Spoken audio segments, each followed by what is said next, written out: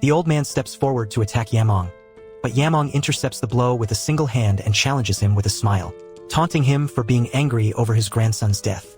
The old man can't believe Yamong managed to block his attack so easily. Overcoming decades of training, the old man tries to attack again, but Yamong produces a bottle of red dragon poison. The old man asks where young Yamong got it from, and Yamong drops the bottle to the ground, starting to burn the elder.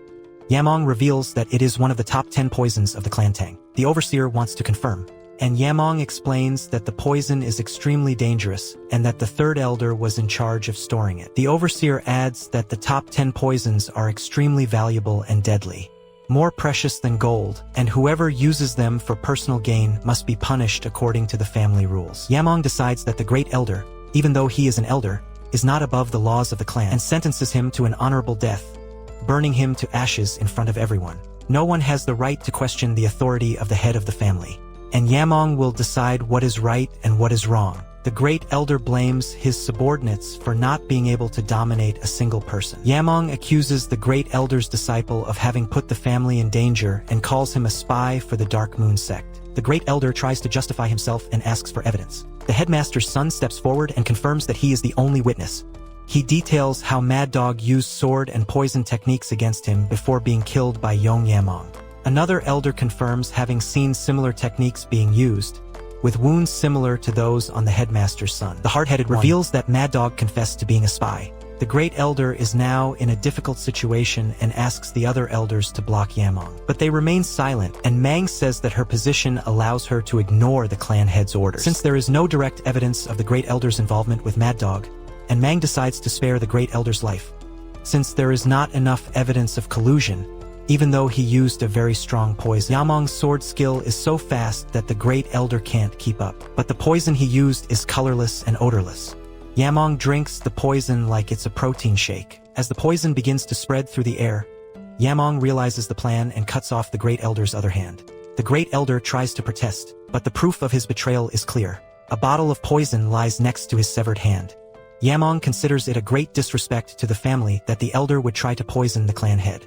According to the rules of the clan Tang, this cannot be tolerated.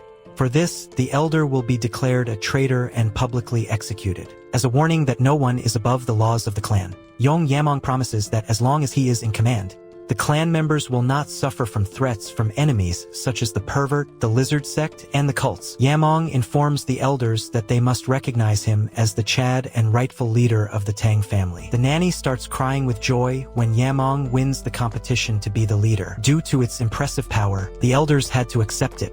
Yamong's mother is proud of her son, who now looks fresh and handsome. Yamong, the Chad, wants to find his mother and inform her first, but he is swamped with tasks. The higher-ups order that all matters be handled by the Hall of Stealth and Poison, and all important decisions must be approved by the head of the family. Although most of the elders are dissatisfied, the elder suggests that Yamong act as regent until he grows up. Yamong thinks it is a good idea, but he has yet to decide who will take over the regency. After investigation, the Hall of Poison confirms that the third elder has indeed lost the Red Dragon's poison. Yamong decides that the elder can keep his personal forces, but will have to bear the maintenance costs, which will not be covered by the current budget. As two factions under the elders were leaderless, they were combined into the Shadow Corps, now assigned to the Hall of Stealth and Poison. Yamong adjusts their salaries and warns them that they must prove themselves or be fired. A few days later, Yamong summons the Jiggly clan, and Jiggly Clown is in disbelief that Yamong used force to overthrow the Council of Elders and that all his plans failed. He cannot believe that Yamong is so different now. Jiggly Clown asks why they were summoned, and Yamong replies that considering the good background of the Jiggly clan, he should lead the clan. Jiggly Clown says that this cannot be done without the leader's permission, and Yamong then kills everyone, except for the Jiggly Clown, and Mang warns him that he already knows about their plans to take over the Tang clan, and that if he doesn't get a positive response, he will return to the Jiggly clan, the equivalent of 10 times more than what was done against him. He will personally go to the Jiggly clan and destroy them. So Jiggly Clown, he has no choice but to agree and ask to spare his family, so that Yamong can trust that the promise will be fulfilled. Back to the story. A few days have passed since Yamong became the clan leader. He summons his friends, who are extremely nervous. Iriong Murian, afraid, asks Yamong why he called them, calling him by the title of family leader. Yamong laughs and says that they are crazy to keep formality with him, and that they should act more relaxed. Watching them, it seemed like Yamong was a teacher, allowing his students to never study. Iori asks Chad why he summoned them. Chad reveals that he appointed his father as official chief, surprising the other two. He says that his father is very capable, and has found a golden opportunity that he must seize. Iori also wants this, but worries about possible retaliation. Chad replies that silencing some opposing voices is easy for him, but if his father shows his connections and secretly embezzles funds, he will be severely punished. Iori interrupts and states that his father is not that kind of person. With the position decided, Chad asks Iori to help him adapt to the new position of official chief. And Mang thinks that if Iori's father follows what he did, there will be no need for further worries. Meanwhile, Iori is still crying like a child. Our Chad wants to know their current situation, and that's why he called them. If there are people with special abilities who are being suppressed or ignored, he plans to recruit them. Yamong asks Ong, who is associated with the Medicine King Hall, about the state of that place. Aeon hesitates and reveals that he was hesitant to talk about the Medicine King Hall since everything is connected to our boy, especially his father. Yamong's reaction changes since this involves whoever was behind his father's poisoning. The Medicine King Hall was behind all of this. Iria Murio doesn't believe it and asks if it's true that the Medicine King Hall is involved. Iori gets furious and starts yelling. Chad tells her to shut up and wants On to continue. The Medicine King Hall is so isolated that not even the elders can reach it. They conduct all the studies on medicine and toxicology there. Also, they sustain their finances by treating patients and selling medicinal materials. After the incident with the celestial perverts, the Tang clan survived thanks to the support of the Medicine King Hall. They obtained the funds needed to maintain the Tang clan. Ong, shaking with anger, reveals to Yamong that the leader of the Medicine King Hall was his grandfather. Irion Muryu adds that he was fired for some reason. During his time as leader, someone would visit the hall daily, Yamong's father. After the invasion, resentments against the Medicine King Hall grew, but he always stood up to defend it. However, since he was a scholar without internal strength, he suffered serious injuries. Yamong explains that someone without internal strength cannot dissipate internal energy and ends up with serious injuries if attacked. Despite this, his father still fought. There is a detail that the vice leader of the Medicine King Hall, named Froggy, had a disagreement with Yamong's father. Frog, who had a frog-like face, was caught slandering Yamong's mother. Instead of reflecting, he tried to use martial arts when he was losing the argument, but was stopped by his grandfather. Because of this, Frog was excluded as a candidate for leader. I cannot understand how Yamong's mother, who was the young leader of the clan, never retaliated. Yamong asks Ong if Frog, full of resentment, poisoned his father. Ong begins to cry and reveals that, in addition to poisoning Yamong's father, Frog killed Ong's father and poisoned his grandfather, imprisoning him as well. Irion Murian is shocked to hear all of this and admits that she never knew about these events. Ever since his grandfather was poisoned, his mind had not been sane, and even if he tried to explain, no one would believe him. That's why he entered the competition, and during those 3 years, they would not kill anyone who knew the truth about the incident. Ong, crying, apologizes to Yamong, saying that it will be difficult to find the talents he is looking for in the Medicine King Hall. Yamong asks Ong why the vice leader still keeps his grandfather alive and suggests that it would be better to kill him to silence him. Ong cries and explains that, according to him, there is a secret division in the medicine hall that not even the elders know about. In that division, there is a pill made from a mythical creature that lives in lava, called the 10,000-year fire cart. Iori and Irian Murian are shocked by the existence of this pill, and Mango is confused, since normally an internal pill is just an item that increases internal strength. There is a tale that, 100 years ago, the minor lord of the Flaming Sun Palace took a 10,000-year-old fire carp pill and ascended to the fire realm. He reveals that the pill contains an extremely strong poison, and if taken without neutralization, it leads to death in 90% of cases. If the poison is forcibly removed, the effects will be reduced. Overhearing the conversation, Yamong questions if there is anyone else who needs to be neutralized besides his grandfather, the former leader. Aum explains that Frog's goal is to consume the inner pill, and after reaching the fire realm, he plans to lead his followers out of the Tang clan and found his own sect. Everyone in the room is surprised to discover that a frog is behind such an ambitious plan. Yamong thinks Frog is foolish for believing that consuming the inner pill and reaching the fire realm will grant him true enlightenment. After all, the fire realm is a level below the transcendent realm. Despite the 3 years Shed spent with Frog, he never expressed any worries, and always smiled in front of everyone. Yamong thanks Un for sharing everything he has faced and asks if he could remove the poison from the current member and cure his grandfather so that the Medicine King Hall can function properly. Aum believes that this is possible and thinks that the current leader is less competent than the former leader.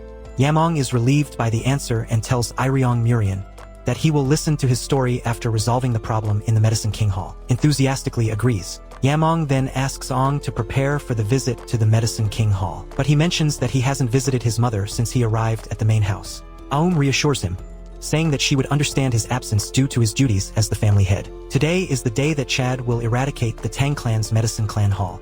Meanwhile, at the Medicine King Hall, the Fat Toad is nervous. Tang's son Longgang has become the new family head, which angers him, but he believes that what he did was before Longgang was born, so he would have no way of knowing. However, Un has yet to return to the hall, and the Toad believes that she must value her life more than her grandfather's. Feeling confident that he can kill her at any time, the biggest problem, the inner pill and completely absorb its energy to reach the fire realm. Even if the old man regains his sanity, he will be an obstacle to the plan. The frog considers removing the poison himself, but fears that he will lose all the internal pill if he fails. As he searches for a better solution, an attendant knocks on the door and informs him that the head of the family has arrived, causing the frog to tremble in fear. Outside the hall, the Bongo Brigade is dragging and beating the members of the Medicine Hall. The leader of the charge is Yamong, who looks ready for a massacre. The tadpoles are screaming and asking if they have forgotten where they are.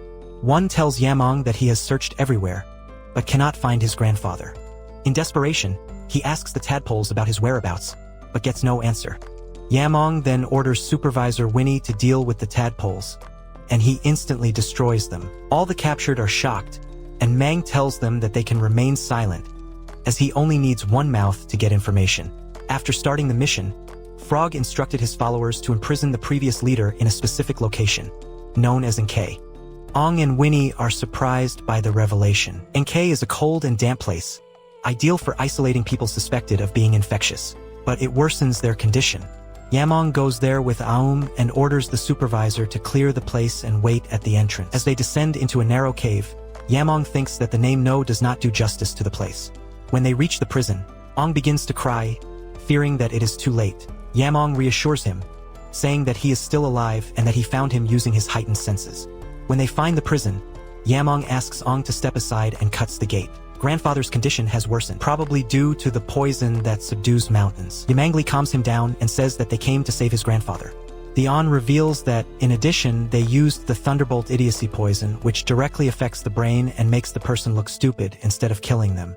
The poison is not very strong, but it manages to reach the brain, rendering the antibodies useless without quick treatment. For our Chad, this is an easy challenge to overcome. Yamong instructs the one to hold the patient. Yamong then injects his internal energy into the patient's body. Yamong's energy begins to neutralize the poison inside the patient's body.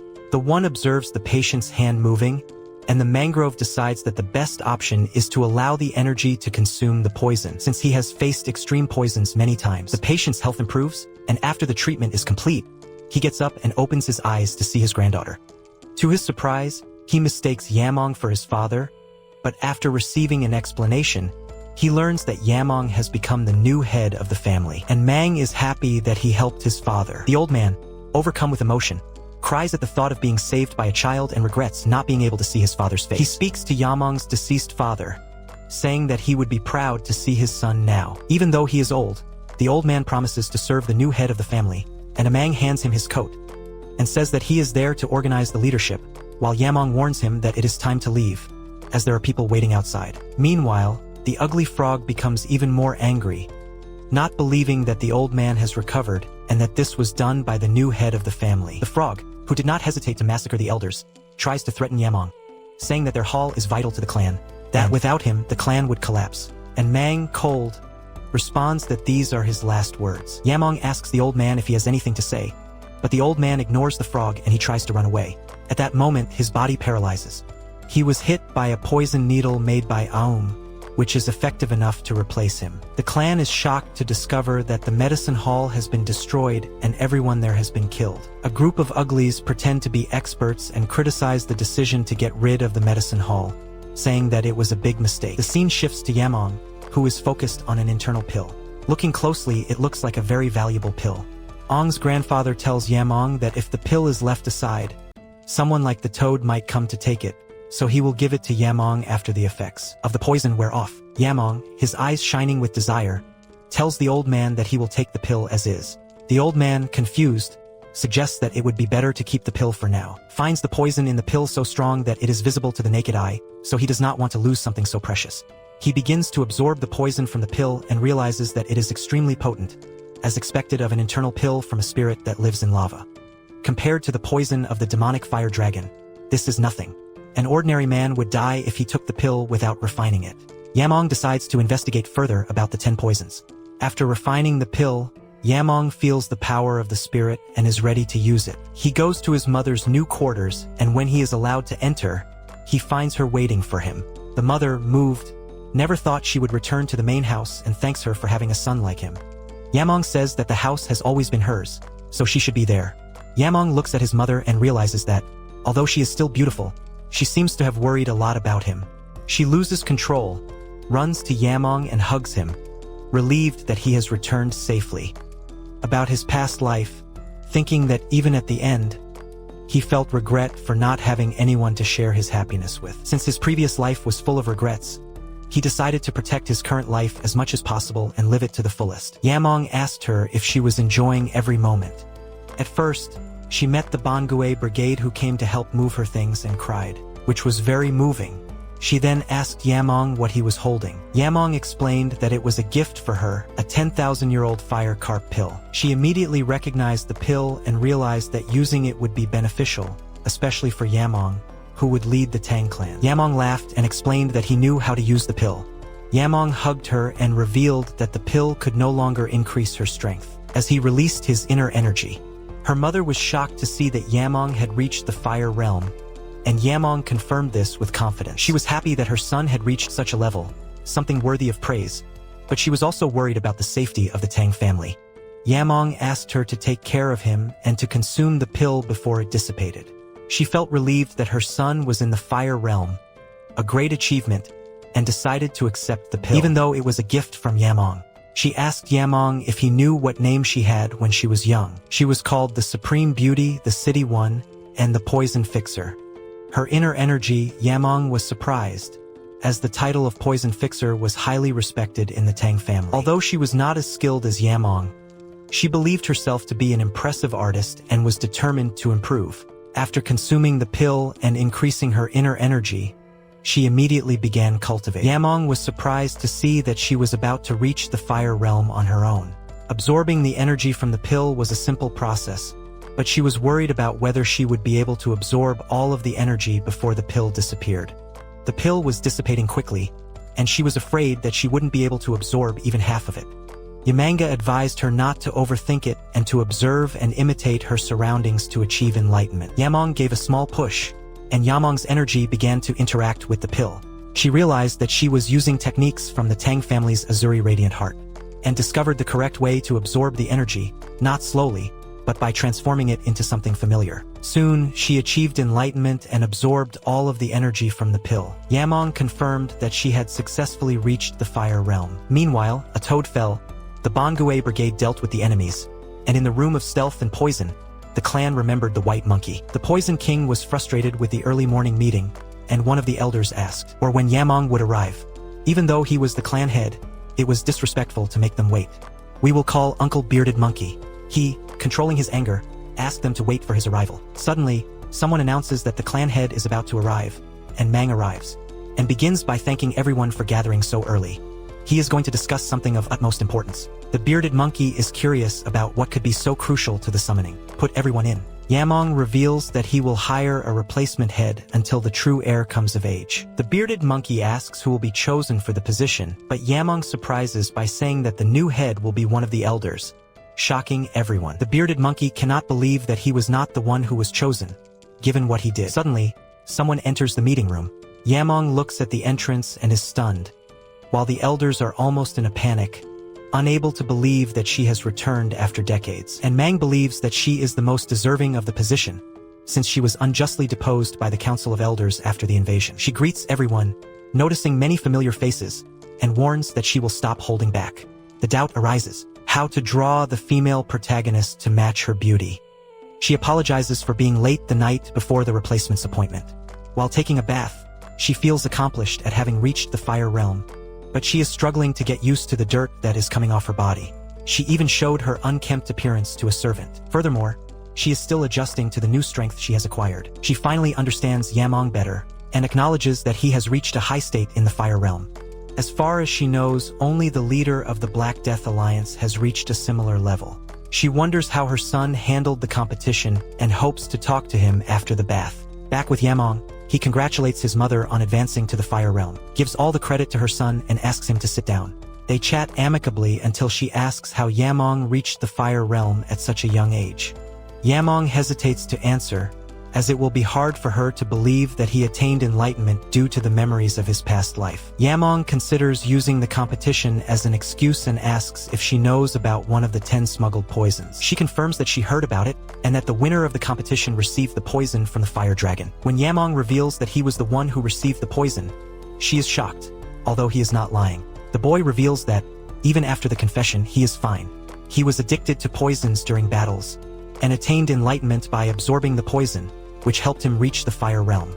His mother, initially incredulous, is eventually convinced upon reflection. Yamong is relieved by her acceptance. She changes the subject and asks Yamong if, during the bath, the servant mentioned that he was getting rid of the role of the king of medicine, and Mang decides to be honest since this also involves her father. She explains the situation, and after a long conversation, Chad tells everything. Her suspicions confirmed, she feels bad for Aum, who suffered a lot. She reveals that she lived in the family as if she were dead, afraid of losing her only son after her husband's death. Now she is ready to protect her son, even though she is not as strong as him. In the present, everyone is stunned to see her and cannot believe that she still looks the same as before. Some think she must have lit up, and the mango is radiant and shouts for everyone to congratulate her mother, who will be the new head of the Tang family. Bearded Monkey is furious and can't believe she's been promoted to chief. She thanks everyone and states that although she's chief, it's only temporary until her son comes of age. Yamong's uncle starts crying, while the others get nervous, especially Bearded Monkey. She intends to restore the foundation of the Tang family, which has been in ruins ever since. Her actions are surprising and unexpected.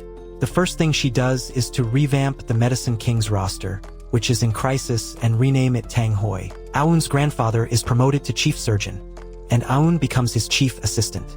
Iori's father takes over as general manager.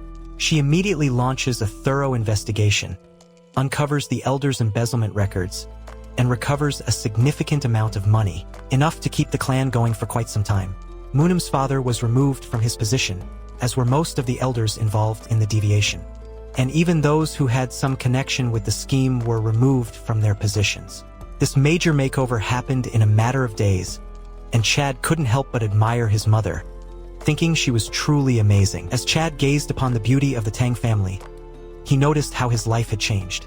From an initial desire to lead a simple life with his mother, he grew to be surrounded by friends, loyal guards, and hundreds of Tang family members. With so many people to protect, Chad has committed himself to becoming stronger, determined to ensure that no one, not the Dark Alliance or any other threat, could harm the Tang clan. Meanwhile, at the Black Alliance, the Lizard responded, was worried about the Tang clan when a woman informed him that the Twin Swords Trash, who had invaded a test, was defeated by the current clan head. She detailed how this enemy was known for its strength and asked the leader to destroy the Tang clan. The Lizard, irritated by the woman's insistence, decided that he would attack the clan Tang, even though he knew that if he survived, he would still face punishment. He found it curious that the Clan Tang chief had defeated someone so powerful, so he summoned his guards to invite the Clan Tang chief for the next Sichuan meeting. Yamong was shocked to learn that Yurian Murian's sister was seriously ill, but she should have seen a doctor before coming there.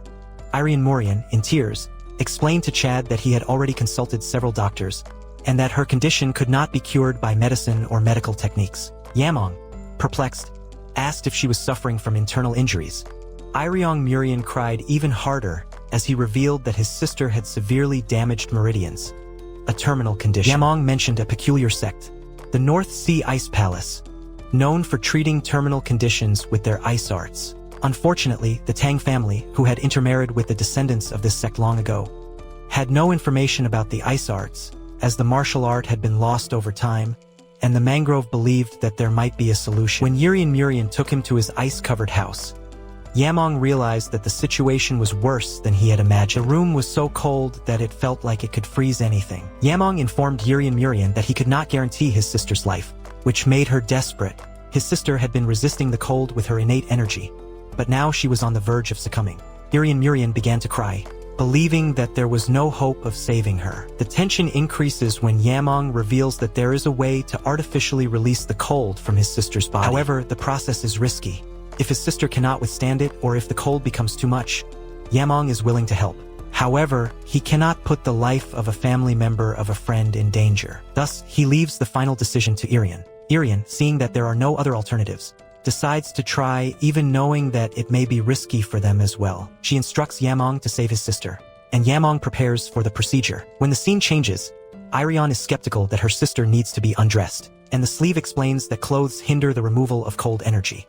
With no alternatives, Chad prepares to infuse energy directly into her head. To remove the cold from the meridians, Yamong must do this one by one.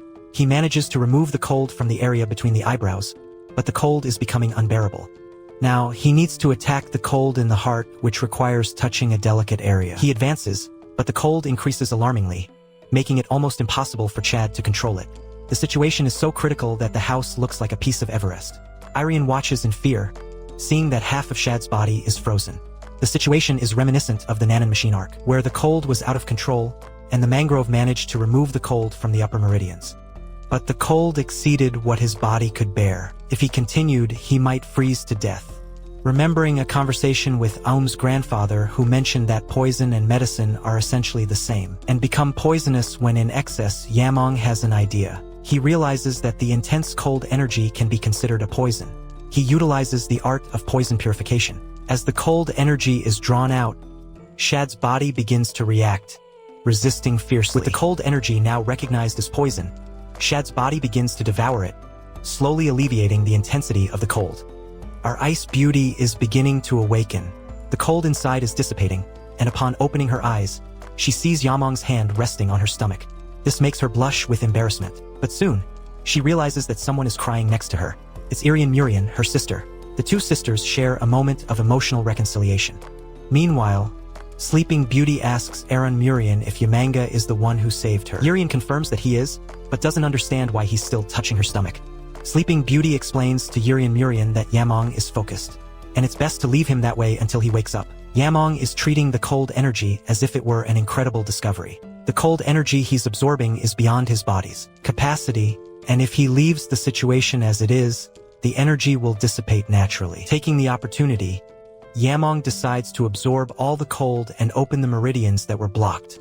He realizes that he has already managed to fill one meridian with internal energy, and wonders how many more he will be able to fill once all the cold has been absorbed. After concluding that he has managed to fill 4 meridians, and the mangrove is amazed at the result, which exceeds his expectations. With this achievement, he has gained 4 times more internal energy than he originally had. However, he realizes that his energy is accumulated in the meridians, and to supplement, he ends up drinking a special liquid, thinking it is an energy drink. The girl's father, upon seeing the 2 girls, is confused and believes that something inappropriate is happening. He becomes very agitated and begins to reprimand our Chad. The girls quickly intervene, explaining how he helped their daughters. In the next scene, we see the father kneeling on the ground, regretting having acted rashly with his savior. Yamong explains that anyone in his shoes would have misinterpreted the situation. Changing to a more friendly tone, he expresses his gratitude for having saved his daughters. He says that he settled in the Klantang after falling in love with a woman in the family. Unfortunately, his wife also had a terminal condition and passed away. He spent all his savings looking for a cure for his daughter, but to no avail. Because of this, he cannot control his emotions. He offers to help Yamong whenever he needs it, because everyone understands how much he values his daughters. When Yamong asks why he is so quiet in the trade, the gorilla explains that after the weakening of the Tang family, the Black Death Alliance took over, and since then, they have avoided leaving the house. Yamong suggests that they discuss this later. At that moment, someone calls Yamong. It's the 2 girls and, surprisingly, Aaron Murian's sister Sleeping Beauty. The artist really did a good job here. Aaron Murian's sister thanks Yamong for saving her life and says that they will never forget the favor. Yamong is a little embarrassed and Aaron Murian also thanks him, promising that they will repay him. As Yamong leaves the scene, Miso asks Murian if he is okay, since he seemed disconcerted.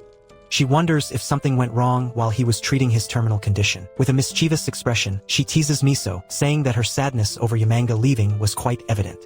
Embarrassed, Miso asks if her behavior was so obvious. Aaron Murian confirms that it was and says that it is a natural reaction. Aaron reassures Miso, saying that according to her, she has never seen anyone more beautiful. And Aaron Murian thinks that although Yamong didn't say anything, his reaction was clear and that he is aware of her. Meanwhile, Yamong dreams of a normal life, marrying a mink, having a son and training him as a martial artist, watching them get married and have grandchildren. It's like dreaming of something impossible, like you dreaming of having a girlfriend in this life. And Mang can't believe that he would get nervous just by looking at someone. He looks up at the sky and wonders if this is how an ordinary person feels. He wants to visit that place again, but he faces the problem of the Black Death Alliance. Even though they didn't directly overthrow the Tang family, they caused trouble by invading a contest. As long as they are in Sichuan province, a confrontation is inevitable. In the Black Death Alliance territory of Sichuan, a servant girl is berated for her frustration with the Tang family's growing influence. She is furious that the other alliance leader did not accept her request to attack the clan, as the alliance had ordered them not to attack the Tang clan. She feels helpless and her anger grows, throwing an apple at a servant. According to the information, both the new head and the Tang family head have attained fire mastery or are close to it, and the alliance is just watching and waiting for the right opportunity. She decides to use the upcoming Sichuan meeting to invite the Tang family head, hoping that this might be a chance for revenge. Even as she closes her eyes, she hears the twin swords' cries of vengeance. She believes that, unless the Tang clan is eliminated, her anger will not subside. The servant realizes that his master is furious and eager to meet our hero. But with her appearance, it won't be easy. At night, in the Tang family home, the three brothers are discussing what to do. Ever since Tang Yamong's mother took over the leadership, her position in the family has weakened even further. They are complaining to the second elder, Tang Munin, who doesn't understand why they are doing this. He blames their fall in power on the former Tang Poison King. And his son? He pointed to a white-haired monkey who had a face full of anger. The fault, according to him, was that monkey who had prevented the opponent's strength from being properly assessed, which resulted in more enemies for Yamong. The white-haired monkey, powerless, he just listened as the elder accused him of destroying everything he had built throughout his life. Thinking to himself, the monkey thought that the elder was incompetent, incapable of even asserting himself against the head of the family, and that he was just a brainless, delusional monkey. Hearing the insults, the white-haired monkey daydreamed about healing his arm and taking revenge on Yamong. There is a limit to how delusional someone can be. Tang Diak then asked the elder what his plan was, because, like the other elders, it was difficult for them to maintain their strength. The elder, angrily, clenched his fist and ordered them to leave the family and move somewhere else. Meanwhile, a guard informed Yamong that they had arrived at the warehouse where the Tang family stored the extreme poison and the 10 potions. Yamong, for his part, reflected that this place had originally been managed by the third elder, but due to his neglect, it was transferred to our custody, along with the poison hall. The guards protecting the warehouse greeted Yamong, who thanked them for their work. One of the guards then told him that before entering, he should take a pill. Yamong, curious, asked what it was. The guard explained that it was a poison-repelling pearl, which blocks the toxic air inside the warehouse. Holding it in the mouth would filter out most of the poison and prevent it from entering the body. And Mang surprised the guard by saying that she didn't need it. The guard tried to insist, saying that the pill was cleaned after each use and that the third elder and others had used it before. Yamong countered that it wasn't necessary since he couldn't be poisoned. The guard, being insistent, ended up getting beaten up, despite the fact that he was just doing his job. As Yamong ordered another guard to open the door, he entered the storage room and noticed that it was very well kept, with everything organized. However, as he walked further into the room, he felt that the air was thick with extreme poison. Yamong thought that the organization was due to the fact that they stored the 10 potions there. He understood why they were so concerned before letting him in without the pill. An ordinary person would die instantly without the poison-repellent pearl. Although his internal energy had decreased due to the poison vein simulation technique, the concentration of poison was increasing. But for someone like him, who had mastered the poison refinement technique, the surroundings were as pure as a clean area. As he breathed in the poison, His internal energy increased, but still not enough to use his martial arts like before. Yamong then reflected that he needed to consume something equivalent to the 10 potions. According to the family rules, he could use the 10 potions for consumption. He thought about finding the recipe and asking Aum to prepare it for him. That was when he noticed something on the wall. Yamong found it strange and used his internal energy to realize that the airflow in the middle of the room was distorted, as if there was a formation there. Deciding to investigate, Yamong used his dagger, infused with his internal energy, to cut the formation in half. What he saw behind the formation shocked him. A long corridor blocked by a talisman with the word forbidden written on it. After examining it carefully, Yamong concluded that it was not the work of the Digley family, but rather of a mage. According to Yamong, in his past life, his master had connections with several mages. Just as his master was obsessed with swords, these mages were obsessed with sorcery and the pursuit of power. Their goal? To surpass human limits and become immortal. In turn, he had a confused memory about a magical formation his master had placed him in for training. This place was filled with beasts with names he barely knew. Mages are known for their selfishness and for only being interested in their own desires, such as spirits and demons. But one question still remained. Why was there a magic formation in the Tang family? Yamong's master had explained to him that mages, in their selfish nature, were always seeking immortality. When Yamong asked how his master managed to establish contact with these mages, he answered seriously. He beat them daily for no reason, and in desperation, they asked to talk. Returning to the present, Yamong reflects that, unlike his master, no one in the Tang family seems to arouse such interest from a mage. The poison he found is so potent that it leaks even after being sealed with hundreds of talismans. This indicates that there is something incredibly powerful inside. Yamong is excited, as he wanted to write down the recipes for the 10 poisons. But what he found now is even more intriguing. As he advances, a voice from the background notices his presence. It is not a discrete moment, and time seems irrelevant as long as our hero can free him at the end of the corridor. Yamong finds some of the 10 poisons that were thought lost, but were hidden there all along. Beside it, there is a huge jar covered in talismans, menacing and repulsive. Yamong feels a strong repulsion. The power created seems harder to break than most formations, but for him, cutting each talisman with precision is not much of a challenge. As he removes the talismans around the jar, the poison becomes stronger. As Yamong tries to open the lid, discovers a mysterious monster inside. The power of the talismans has weakened, allowing the monster to reveal itself. Before he can react, the jar explodes in a huge explosion and Yamong manages to dodge it in time. The monster quickly advances, surprising Yamong with its speed, gathers energy to attack, but the monster passes by him like a wind, saying that as a reward for freeing it, it will kill him painlessly.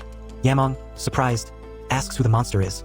The being boasts and reveals itself to be the pinnacle of venom, the white snake with blue horns. Little does the snake know that, to Yamong, it is a prize as he now has access to unlimited venom. As the snake coils around Yamong's arm, he is intrigued by the term poison of extreme suffering that it uses. The snake's venom begins to consume his arm, but Yamong notices something changing.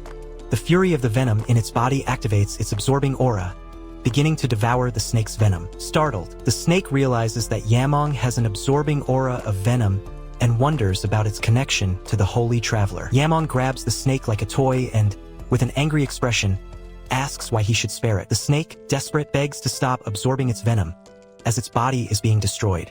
And Mang, with a psychotic look, taunts the snake, asking if it is changing its mind now that it is at a disadvantage. He begins to play aggressively with his new toy, absorbing a tremendous amount of venom. The snake, believing that Yamong is serious and that it may actually die, the snake offers a desperate deal. When Yamong hears this, he is surprised and stops absorbing the venom. The snake, in a desperate tone, reveals that it only wants to escape that seal. It promises that if it is spared, it will become Yamong's guardian spirit. Yamong, confused, listens as the snake explains that this will be beneficial to him. The snake also mentions that Yamong's internal energy is growing rapidly due to the poison, more so than with the 10,000-year carpenter pill or the fire dragon's venom. The poison is so potent that upon absorbing it, Yamong's internal energy surpasses what it had before. Desperate, the snake offers to supply Yamong with poison whenever he needs it, which would be better than absorbing all of the poison at once. The red-haired man, who introduces himself as a palace lord, reveals that the Tang clan has been isolated and that he plans to capture the enemies in order to gain the martial arts school. Just then, Yamong and his team arrive at the scene. The guards identify the new visitors as martial artists from the Justice faction, leading Yamong to deduce that they are facing the evil faction. Fatso is relieved to see the martial artists arrive, but soon realizes that there are only 4 of them and that this may not be enough against hundreds of enemies. Yamong instructs Fatso to step aside, as their partner is badly injured. As the overseer tends to the injured man, Fatso questions whether they should help in the battle ahead. The overseer smiles and replies that there are over 100 martial artists in the fight. Yamong, thanking him for the offer of help, declares that he can handle the situation alone. The red-haired man, angered by Yamong blocking his path, discovers that Yamong is the winner of the Klantang competition and has returned as the head of the family. He knocks Yamong down and taunts Yamong, promising to eradicate everyone there. However, as the red-haired man boasts, a poison needle is thrown in his direction, and he falls dead instantly. Everyone is shocked by the sudden death, and Mang, passive, says that he will take care of the rest. And so ends this wonderful work. If you liked it, leave your like, comment a lot, and subscribe to the channel.